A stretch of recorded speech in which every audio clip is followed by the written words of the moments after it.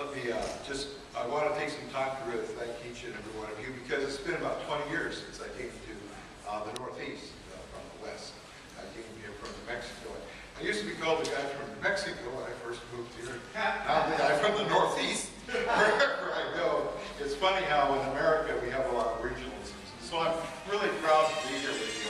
You know, one of the things that I really want to talk about is we talk about mental health services, and I've been on the receiving end of these mental health services now for about 45 years. 20 years ago, I went back and got my education, got my degrees, got my master's degrees. And I always wanted to work in mental health. For about 25 years, I've been doing this work.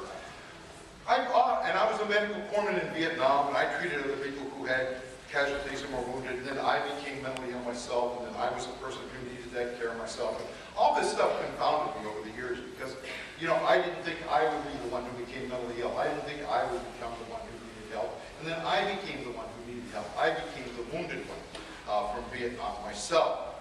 But over the past years, I really thought it strange that we never hear talking about cutting cardiology.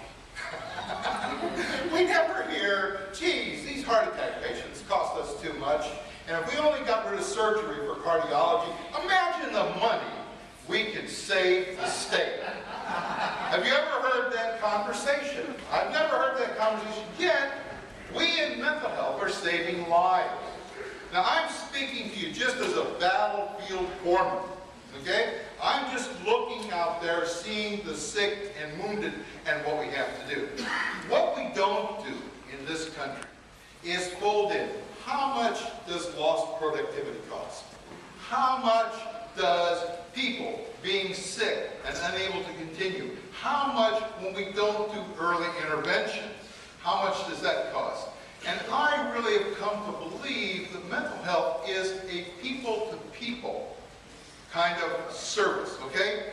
I don't know if there's going to be a magic wand that people will rub over my head and I'll feel right. They probably won't bring the hair back either. And they might not bring me to sanity, safety, stability, and sobriety, okay? But if we have enough people working with people, and that's what our programs do.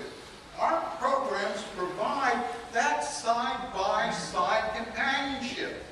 And the next workforce of the future is going to be peers. We haven't done a very good job of really recruiting peers and developing peers to work in those side-by-side companionship roles, okay? Which was why I left here about 5 years ago. I realized that peer support is going to be the next big wave in mental health. You know, we are going to have to recruit people out of our programs, train them, just like I was recruited and trained and developed. I ended up with 2 master's degrees. I still have psych stuff, still can't sleep at night. I'm gradually losing my teeth just from being so nervous and nice and running and anxious all the time. But I can go with it. I have continued to work for 25 years and been involved in the public mental health sector. Our people in the public mental health sector will be our next recruitment potential out there for public service work, okay? Our job is to find, develop, and train those people. Where we're probably dropping the ball is we don't have the public on our side. We need to have the American public understand what we do and how well we are doing it. The American public needs to understand that our programs are succeeding.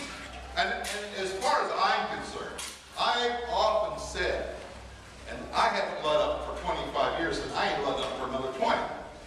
I have always said, give me 5 people who believe in this cause of getting sane, stable, safe, and sober, 5 fanatics like me, and we can change the world. So I'm happy that you're here, you know, because I've seen more than 5 people in this room today, okay? So, with that said, I want to remind you that each of our jobs then is to go out and take our message to America. All right? Because the American public isn't waiting. This message isn't on TV. You don't turn on TV and see somebody getting better, right? All you see is somebody who's what do they have that Batman series where he's in some kind of like mental asylum, right? This is the message that America gets about mental health. But all of us in this did this by working together. There is not going to be a person come in on a white horse into your towns and save you. You are going to have to organize person by person, city by city, out in your states, and you are going to have to say, we want mental health services, and we want them now because they work, and we are saving lives. Now, before I end, I'm going to give you two promises. Even if nobody comes along and helps us, even if nobody gives a dollar, doesn't care if people just die on the streets, okay? I'm going to tell you the way it's going to come down. It's going to come down this way hard in America in the next 10 years. You're going to have 750,000 psychiatric casualties from Iraq and Afghanistan. Enough people that's going to duplicate, absolutely duplicate what we deliver in Medicaid and DMH services for the entire United States of America. On any given night, there are 650,000 people homeless in this country. We are going to bring in another 750,000 veterans with psych stuff and co-occurring disorders, with mental illness and substance abuse. And they ain't all going to go in the VA. They ain't all going to go in the VA, folks. They're going to be in your neighborhoods, and they're going to be going into your public mental health sectors, and they're going to be looking for services from you is where they're going to be going. Okay? And the second is, and this is my message to America, what we do in mental health isn't fluff.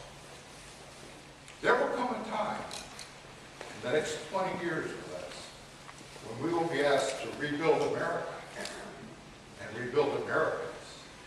And what we're learning today in mental health, in my small part, and here's the part, is a very small part of that. What we're doing in mental health today has giant positive implications for our people. While we've been running around the rest of the world getting involved here and there, we've lost our people. It's time to rebuild America and rebuild Americans. And what we're doing in mental health will be the future of rebuilding our country and our people. And that's what America needs to understand. We have answers and we have solutions. I want to thank you for inviting me to come here.